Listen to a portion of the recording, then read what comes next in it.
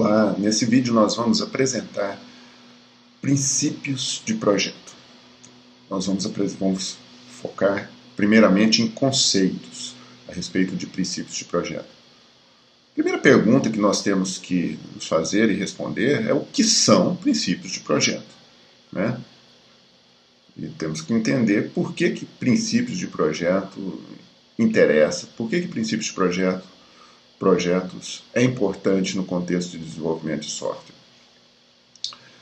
Depois nós vamos entender como que princípios de projetos apareceram na história do desenvolvimento de software. Se a gente considerar que software começou a ser desenvolvido na década de 50, final da década de 60, final da década de 50, início da década de 60, efetivamente começou a indústria de software, nós temos aí 60 anos de história, pelo menos. Né? E o que aconteceu ao longo desses 60 anos em termos de princípios de projeto de software? Né? E, finalmente, nós vamos mostrar quais são, efetivamente, os princípios, né, de software que existem, que foram desenvolvidos ao longo desse tempo e que são relevantes ainda hoje. Né? São vários autores, vários princípios. Nós vamos focar em alguns, né, e principalmente dentre eles os princípios chamados princípios SOLID, né, que foram organizados por um autor chamado Robert Martin, também conhecido como Uncle Bob. Mas o que são princípios de projeto? Vamos pegar pelo dicionário. São duas palavras. A primeira, princípio. Olha, o que é princípio? A gente pode citar os exemplos aí dos princípios da matemática, os princípios da física. Ou seja, princípios são regras fundamentais, né? São regras elementares num determinado assunto, num determinado campo do saber. Né?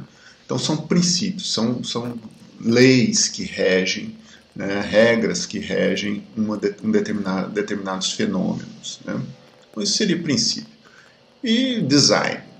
Design, nós em português traduzimos como projeto. É importante saber que projeto em português ele pode vir do inglês do design ou do project.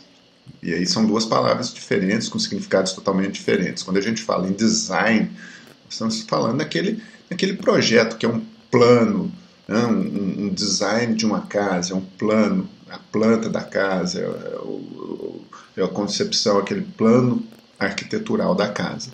Para o software é a mesma coisa, o design do software.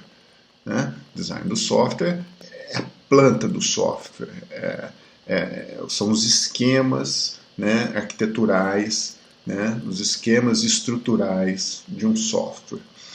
Existem várias maneiras de escrever esses esquemas, não há o foco aqui. Mas, ou seja, o design é essencialmente esse plano estrutural, arquitetural do software. Tá? Então, o que são princípios de projeto?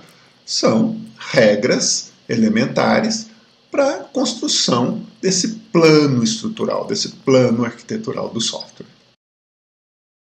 Por que nos interessa estudar princípios? Por que princípios? Olha, se nós temos uma regra bem conhecida para fazer design de software, né, isso vai nos dar uma direção, um caminho a seguir. A gente tem uma direção, um caminho a seguir, a gente constrói um plano para chegar naquele resultado que nós queremos chegar. Né? E com isso, o plano, uma vez que você consegue planejar uma determinada atividade, que é fazer essa estrutura do software bem feita, a tendência é que ela fique bem feita e organizada. Por quê? Porque você planejou aquela estrutura, aquela organização, então ela vai ficar organizada. E se você tem um design organizado do seu software, olha, isso vai ter ganhos de produtividade na construção daquele software. Tanto na construção, quanto em fases posteriores de manutenção daquele software. Né? O software ele tem um ciclo de vida que passa pela concepção, o desenvolvimento, a implantação do software após os testes e validações, e depois ele entra num ciclo de vida, num ciclo de de evolução e manutenção constante. Né? E isso, por que nós queremos que esse processo do ciclo de vida do software seja produtivo? Olha, para que nós consigamos construir aquele software com baixo custo, afinal de contas, software é dinheiro, são pessoas que estão construindo aquilo ali, baixo custo de mão de obra das pessoas envolvidas, né? E que ele tenha qualidade. Essa é uma das questões bastante importantes, talvez mais importante. É a alta qualidade do software. Você vai conseguir a alta qualidade do software se aquele software tiver um bom design. Com um design não apropriado, obviamente a tendência é que ele perca em qualidade.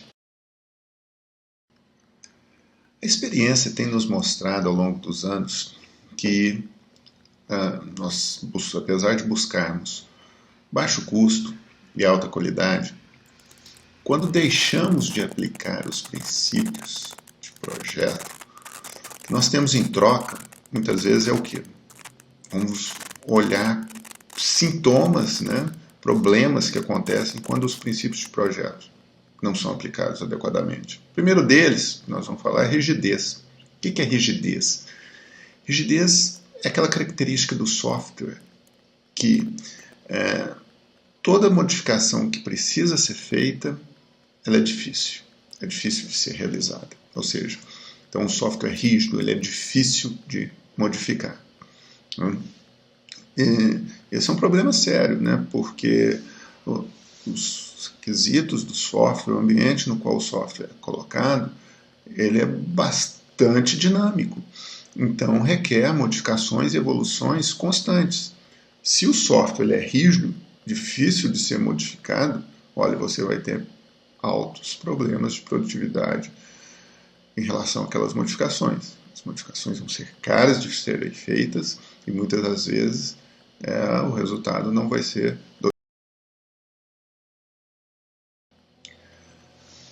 Um outro problema que pode acontecer quando o design, o projeto não é bem feito, é que o software se torna frágil. O que é isso? Frágil, um software frágil. O software frágil é aquele que tem a tendência a apresentar defeitos, ou seja, a manifestarem os bugs. Né?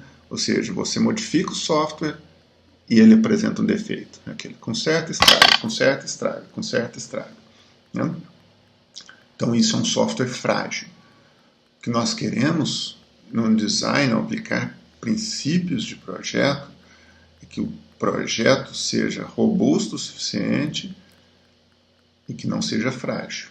Ou seja, você modifica ele e essas modificações não introduzem outros erros no design do software, no projeto do software. Ele não apresente erros à medida que ele seja modificado.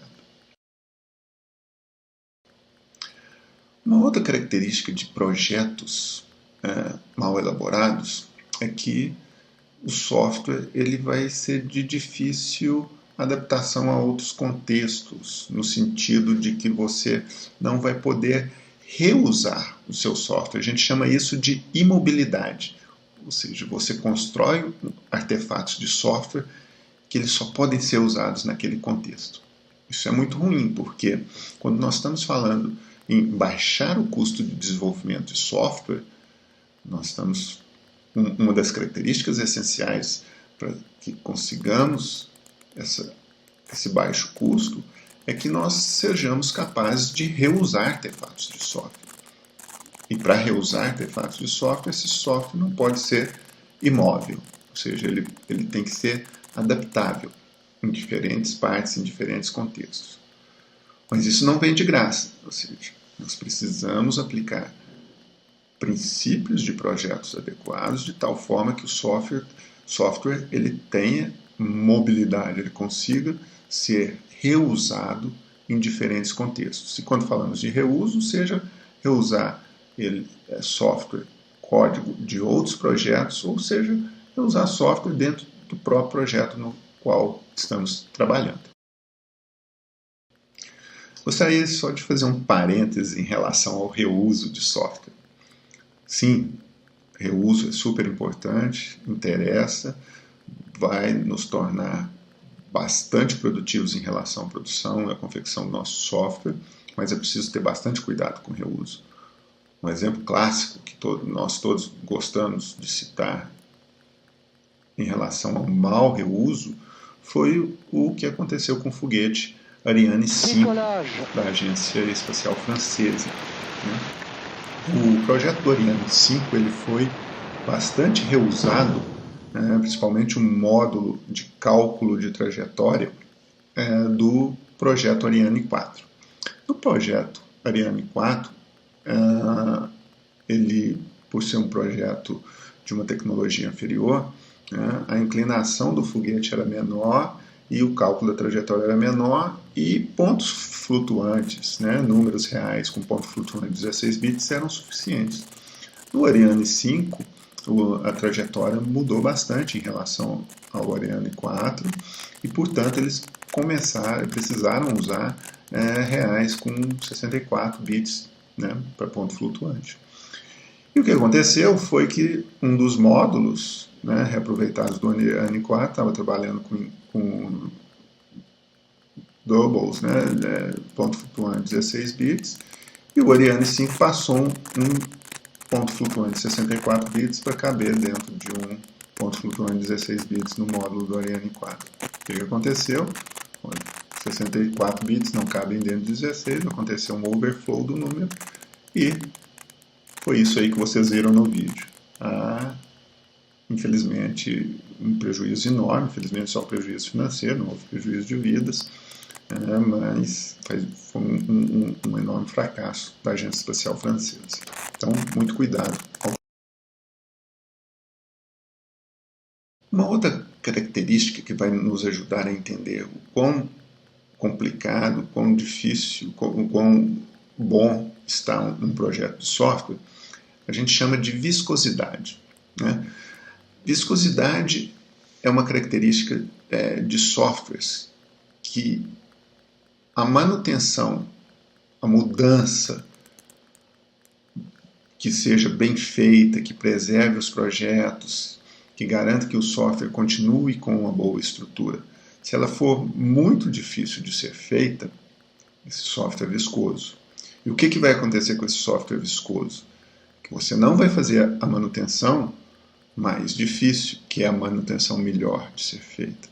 Você vai acabar optando pelo caminho mais fácil, que é aquela manutenção simples, mas que deteriora a qualidade do projeto.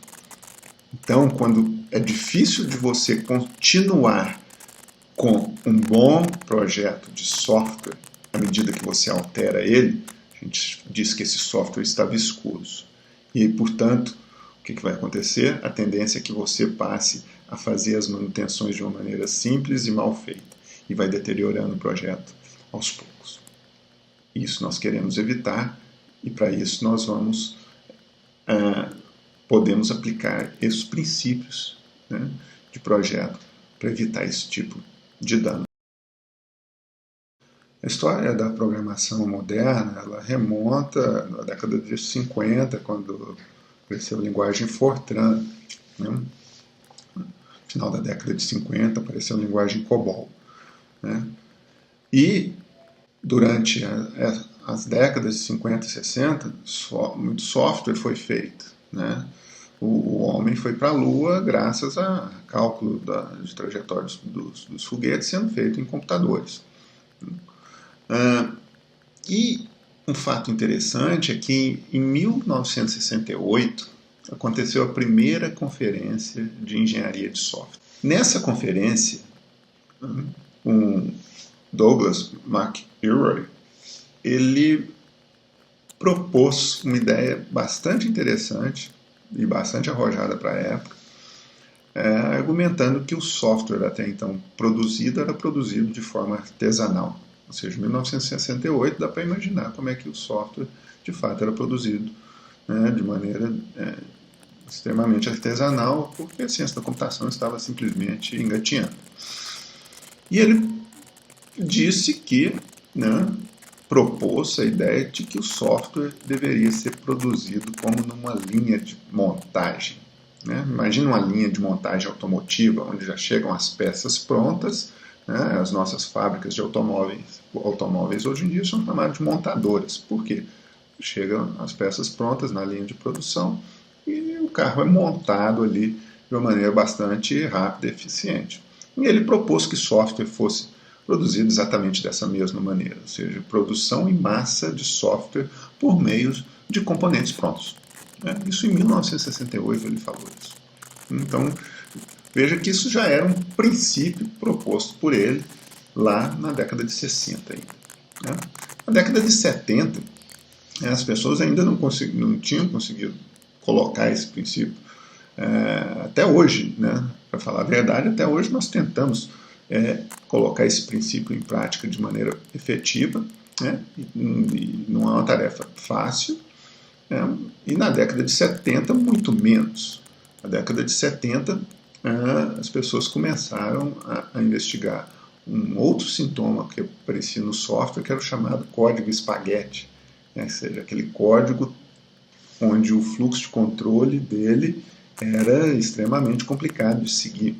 E aí, um princípio que apareceu na década de 70 foi, olha, não vamos fazer esses procedimentos enormes, essas funções enormes. Na verdade, na época, né, mal existia modularização procedimental. Então se criava trechos de código extremamente grandes, com fluxo de controle, ia, voltava, desvio para um lado, desvio para o outro.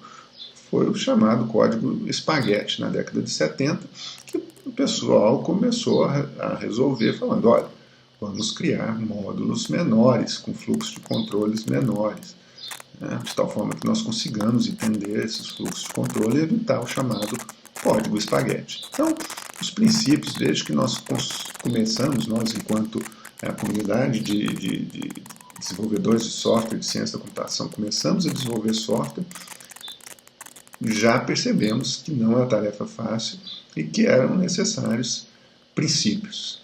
O que são os princípios? Regras, regras que norteiam o desenvolvimento, para evitar que situações indesejadas ocorressem. Fazendo uma retrospectiva histórica, nós podemos olhar aí nessa figura, do lado direito eu tentei colocar linguagens de programação que foram aparecendo ao longo desses, sei lá, de 60 para cá, da década de 60 para cá até 2020, nós estamos falando em 60 anos. Essas 6 décadas aí, do lado direito, eu procurei colocar linguagens de programação e do lado esquerdo eu procurei colocar mais aspectos metodológicos. O que a gente observa, falando em termos de linguagem de programação, na década de 50 apareceu o Fortran, no final da década de 50 COBOL, que foram as primeiras linguagens de programação de alto nível. Essas linguagens introduziram um conceito que foi liberar os programadores de programação assembly, ou seja, basicamente o objetivo era esse, evitar que as pessoas programassem em assembly. Ainda não se tinha muita preocupação em modularização. No final da década de 60, com o Algol 68, o Algol 68 foi uma linguagem extremamente importante, porque foi uma linguagem onde as pessoas que participaram do projeto dessa linguagem tentaram fazer um projeto ortogonal, uniforme, um projeto consistente, que privilegiasse modularização procedimental, ou seja, a criação de procedimentos e funções, apareceram como um princípio, como uma maneira de evitar o que a gente falou no slide passado, o código espaguete, e isso seria feito com procedimentos e funções. A Algol 68, então, se preocupou muito com isso. E a Algol 68, a gente pode dizer que, apesar de não ter sido uma linguagem extremamente popular, foi a linguagem que de certa forma, norteou a definição de C, a definição de Pascal, que foram duas linguagens bastante influentes na década de 60, e C é uma linguagem que persiste até hoje como uma linguagem extremamente importante. Na década de 80 aparece o conceito de orientação a objeto, com a linguagem Smalltalk 80, com uma linguagem razoavelmente bem famosa, né? Essa versão dela, Smalltalk 80, e a partir da década de 80, programação orientada a objetos começa a se tornar bastante popular. Então aparece aí em meados da década de 80 C++, e a coisa continua evoluindo. Outras linguagens apareceram também. Meados da década de 90 aparece Java. Apareceu um fato interessante, apesar de não ser uma linguagem orientada a objetos, apareceu também JavaScript em meados da década de 90. E mais recentemente aparece JavaScript baseado em orientação a objetos, que é ECMAScript 6, que é a definição formal da linguagem orientada a objetos JavaScript. Então nós temos esse cenário de evolução das linguagens de programação. Do lado esquerdo, nós vamos falar a respeito das metodologias de projeto de software que apareceram ao longo aí dos últimos 60 anos. Se na década de 50, 60 nós não tivemos muitos avanços metodológicos, na década de 70 começam a aparecer alguns trabalhos que ficaram influentes. Um que nós podemos citar é o trabalho de projeto estruturado do autor chamado Michael Jackson.